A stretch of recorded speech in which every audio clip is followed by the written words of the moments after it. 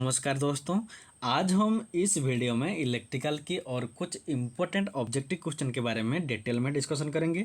और अगर आपको वीडियो अच्छा लगता है तो सब्सक्राइब जरूर कीजिएगा। तो देखो, आज का पहला क्वेश्चन शुरू करते हैं। पहला क्वेश्चन है, the danger of electric shock is maximum. देखो, ये चार ऑप्शन है, इनमें से कौन सी कंडीशन में जो इलेक्ट्रिक शॉक होता है वो मैक्सिमम डेंजर मीन्स सबसे ज़्यादा खतरा होता है? ओल्डिंग से पहले, या फिर ओल्डिंग के टाइम में, या फिर ओल्डिंग करने से पहले जो ओल्डिंग इलेक्ट्रोड होता है उसको जब हम इलेक्ट्रोड होल्डर में इंसर्ट करते हैं तब ये सबसे ज़्यादा खतरा होता है, सबसे मैक्सिमम डेंजर होता है, या फिर ओल्डिंग के बाद मैक्सिमम डेंजर होता है? तो इसका आंसर होगा, ओल्डिंग करने से पहले जो ओल्डिंग का जो इलेक्ट्रोड होता है उसको जब हम वेल्डिंग इलेक्ट्रोड होल्डर में इंसर्ट करते हैं तब ये वाला जो कंडीशन बनता है वो उस टाइम में क्या होता है ना, जो इलेक्ट्रिक शॉक होता है वो मैक्सिमम डेंजर होता है। तो ऑप्शन नंबर सी होगा इसका करेक्ट आंसर। ये वाला फिगर देखो, इसमें ये जो दो रोड है, ये होता है इलेक्ट्रोड इलेक्ट्रोड होते हैं और ये होता है इलेक्ट्रोड होल्डर। इस इलेक्ट्रोड को जब हम इस इलेक्ट्रोड होल्डर में इंसर्ट करेंगे, जब ये वाला कंडीशन होता है, इसी टाइम में जो इलेक्ट्रिक शॉक होता है वो मैक्सिमम डेंजर होता है, सबसे ज़्यादा खतरा होता है। तो ऑप्शन नंबर सी होगा इसका करेक्ट आंसर। देन देखो नेक्स्ट क्वेश्चन। नेक्स्ट क्वेश्चन है, the rating of A circuit breaker is usually determined on the basis of dash fault. देखो, जो सर्किट ब्रेकर होता है, सर्किट में जो सर्किट ब्रेकर होता है उसका रेटिंग हम ये चार ऑप्शन में से कौन से फॉल्ट के मुताबिक डिटरमाइन करेंगे कि ये जो सर्किट ब्रेकर है इसका रेटिंग कितना होना चाहिए? सिमेट्रिकल फॉल्ट के मुताबिक, या फिर single line to ground fault के मुताबिक, या फिर लाइन टू लाइन फॉल्ट के मुताबिक, या फिर double line to ground fault के मुताबिक हम डिटरमाइन करेंगे कि एक जो सर्किट ब्रेकर होता है उसका रेटिंग कितना होना चाहिए। तो इसका आंसर होगा, देखो इसका आंसर होगा जो सिमेट्रिकल फॉल्ट होता है इसी के मुताबिक हम डिटरमाइन करेंगे कि जो सर्किट ब्रेकर होता है उसका रेटिंग कितना होना चाहिए। तो ऑप्शन नंबर ए होगा इसका करेक्ट आंसर। तो ये सिमेट्रिकल फॉल्ट क्या होता है? देखो, जो फॉल्ट होता है वो नॉर्मली टू टाइप का होता है, एक होता है सिमेट्रिकल, दूसरा होता है नॉन सिमेट्रिकल। तो ये सिमेट्रिकल क्या होता है? देखो, मान लो ये हमारा एक ट्रांसमिशन लाइन है, इसमें मान लो 3 वायर है, ये एक वायर है, ये और एक वायर है, ये और एक वायर है, 3 वायर है। जब ये तीनों वायर आपस में क्या करेंगे, शॉर्ट सर्किट होंगे, या फिर जब ये तीनों वायर इस इलेक्ट्रिक पोल से टूटकर तीनों वायर आप क्या करेंगे ना, जमीन में टच करेंगे, शॉर्ट अर्थिंग होगा, उसको हम क्या कहेंगे ना, सिमेट्रिकल फॉल्ट कहेंगे। सिमेट्रिकल मीन्स तीनों वायर आपस में शॉर्ट सर्किट होंगे या फिर टूटकर जमीन में टच करेंगे, उस कंडीशन को कहते हैं हम सिमेट्रिकल फॉल्ट। तो नॉन सिमेट्रिकल फॉल्ट किसे कहते हैं? जब ये 3 वायर में से किसी एक वायर इस टूटकर जमीन में टच करेगा, या फिर किसी 2 वायर आपस में शॉर्ट सर्किट होंगे, या फिर किसी दूसरा वायर टूटकर जमीन में टच करेगा, वो होता है नॉन सिमेट्रिकल फॉल्ट।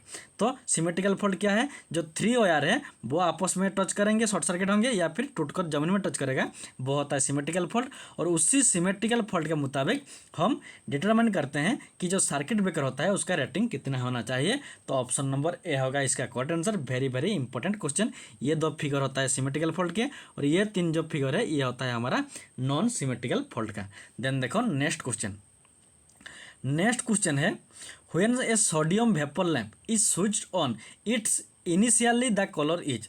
क्वेश्चन में है, जो सोडियम वेपर लैंप होता है जब हम उसको स्टार्ट करते हैं इनिशियली वो कौन सा कलर का लाइट एमिट करता है? हम सभी जानते हैं जो सोडियम वेपर लैंप होता है वो येलो लाइट देता है, येलो लाइट देता है। लेकिन जब हम उसको स्टार्ट करते हैं तो वो कौन सा कलर देता है? रेड, पिंक, येलो, या फिर ब्लू?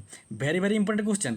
जब एक सोडियम वेपर लैंप स्टार्ट होता है तो पहले वो पिंक कलर का लाइट देता है, उसके बाद जब वो फुल्ली लाइट एमिट करता है तो अब क्या करता है ना, वो येलो लाइट एमिट करता है। Very very important.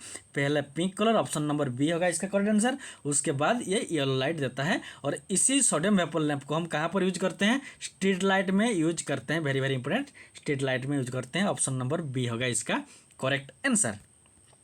देन देखो नेक्स्ट क्वेश्चन।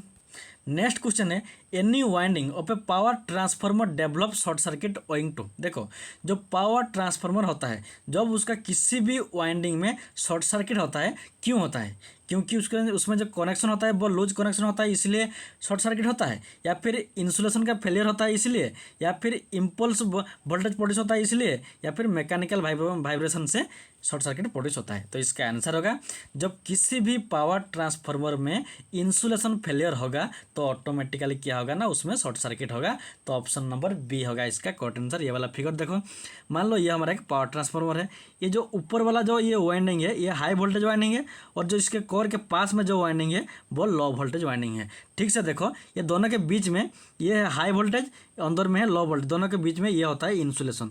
जब ये इंसुलेशन क्या होगा, फेलियर होगा, मीन्स मेल्ट होगा या कुछ भी डिफेक्ट होगा, तब क्या होगा, ये लो वोल्टेज वाइंडिंग और हाई वोल्टेज वाइंडिंग आपस में टच करेंगे, जिससे क्या होगा ना शॉर्ट सर्किट प्रोड्यूस होता है। तो इसलिए इसका आंसर क्या होगा, जब इंसुलेशन फेलियर होता है तब पावर ट्रांसफार्मर में शॉर्ट सर्किट प्रोड्यूस होता है। तो ऑप्शन नंबर बी होगा इसका करेक्ट आंसर।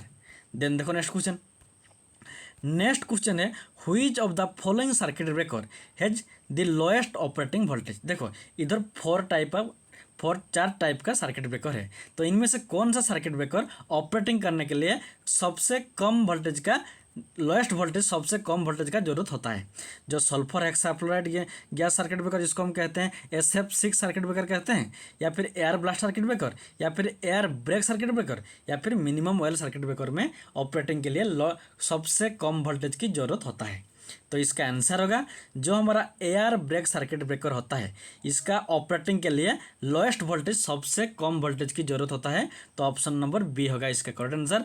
ये वाला फिगर देखो, ये होता है एयर ब्रेक सर्किट ब्रेकर का फिगर। देन देखो नेक्स्ट क्वेश्चन है, the sensor in the I R known as. देखो जो हमारा आंखें होता है, उसके अंदर जो सेंसर होता है, ये चार ऑप्शन में से हम किसको जो आई का सेंसर कहते हैं, रेटिना और एंटीना को कहते हैं, या फिर वायर्स और नर्व्स को कहते हैं सेंसर, या फिर रोड्स और कॉन्स को कहते हैं, या फिर none of the above. Very very important question, ये बायोलॉजी का भी क्वेश्चन है और इलेक्ट्रिकल का भी क्वेश्चन है। तो इसका आंसर क्या होगा, देखो आई के अंदर जो सेंसर होता है हम किसको सेंसर कहते हैं ना, जो रोड्स और कॉन्स होता है आई के अंदर रहते हैं, इसको हम क्या कहते हैं, सेंसर कहते हैं। ऑप्शन नंबर सी होगा इसका correct answer. Very very important. तो ये रोड्स और कॉन्स कहाँ पर होते हैं ना, हमारा जो आई होता है उसके अंदर जो रेटिना होता है, ये वाला फिगर देखो, ये जो रेटिना होता है इसके अंदर रहता है रोड्स और कॉन्स। ये वाला फिगर देखो, ये पार्ट देखो इसमें है, ये देखो ये उसका देखो, ये रोड और कॉन है। कॉन सेल देखो, ये वाला जो है ये कॉन सेल है, और ये जो है ये रोड सेल है। और एक इंपॉर्टेंट बात याद रखो, एक हमारा जो आंखें होता है उसके अंदर कलर ब्लाइंडनेस होता है और नाइट ब्लाइंडनेस होता है। जो कलर ब्लाइंडनेस होता है, ये अगर कौन हमारे आंखें जो आई होता है, आज के आई के अंदर अगर कौन कम होगा तो हमें कलर ब्लाइंडनेस होगा, और अगर हमारे आई के अंदर क्या होगा ना, रोड्स का नंबर कम होगा तो क्या होगा, हमें नाइट ब्लाइंडनेस होता है। ये भी आपको याद रखना, ये बायोलॉजी का क्वेश्चन है, तो और ये इलेक्ट्रिकल में भी आता है। देन देखो नेक्स्ट क्वेश्चन है, in case of GLS lamp the increase in supply voltage reduces. देखो जो GLS लैम्प होता है जिसको हम कहते हैं जनरल लाइट सर्विस, जिसको टंगस्टन लैम्प, जो ये वाला लाइट देखो ये होता है GLS लैम्प। तो इसमें जब हम सप्लाई वोल्टेज इंक्रीज करेंगे, इसका रेटिंग वोल्टेज से अगर हम ज़्यादा वोल्टेज सप्लाई करेंगे तो इनमें से किसका कौन कम होगा, पावर कंजप्शन कम होगा, या फिर ल्यूमेंस आउटपुट कम होगा, या फिर इसका लाइफ टाइम कम होगा, या फिर एफिशिएंसी कम होगा। Very very important question. देखो जो GLS लैम्प होता है, जब इसका सप्लाई वोल्टेज कम होता है तब इसका लाइफ भी कम होता है। ऑप्शन नंबर सी होगा इसका करेक्ट आंसर। अगर मान लो ये जो GLS लैम्प है, इसका मान लो ये 500 आवर तक काम करेगा, लाइट एमिट करेगा।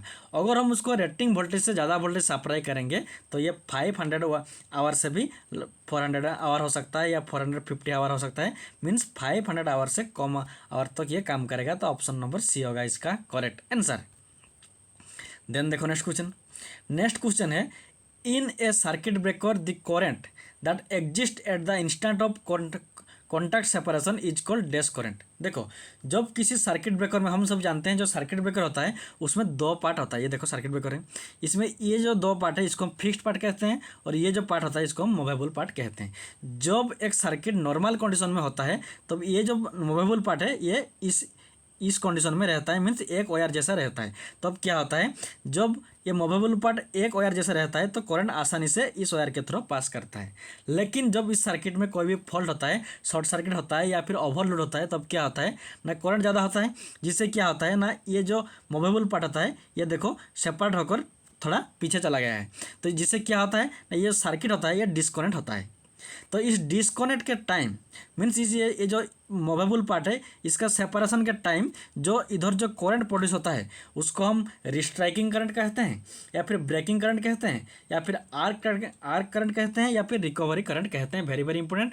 जब ये जो सेपरेशन कॉन्टैक्ट होता है, जब ये क्या होता है ना सेपरेट होता है, तब जो करंट इस सर्किट ब्रेकर में प्रोड्यूस होता है उसको हम क्या कहते हैं, ब्रेकिंग करंट कहते हैं। ऑप्शन नंबर बी होगा इसका करेक्ट आंसर। देखो, current that exist at the instant of contact separation of circuit breaker, जब सर्किट ब्रेकर का जो पार्ट जब सेपरेट होते हैं तब जो करंट प्रोड्यूस होता है उसको हम क्या कहते हैं, ब्रेकिंग करंट कहते हैं।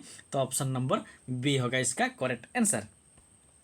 देन देखो नेक्स्ट क्वेश्चन है the making capacity of A circuit breaker is. देखो, जो सर्किट ब्रेकर होता है उसका मेकिंग कैपेसिटी होता है, ब्रेकिंग कैपेसिटी होता है।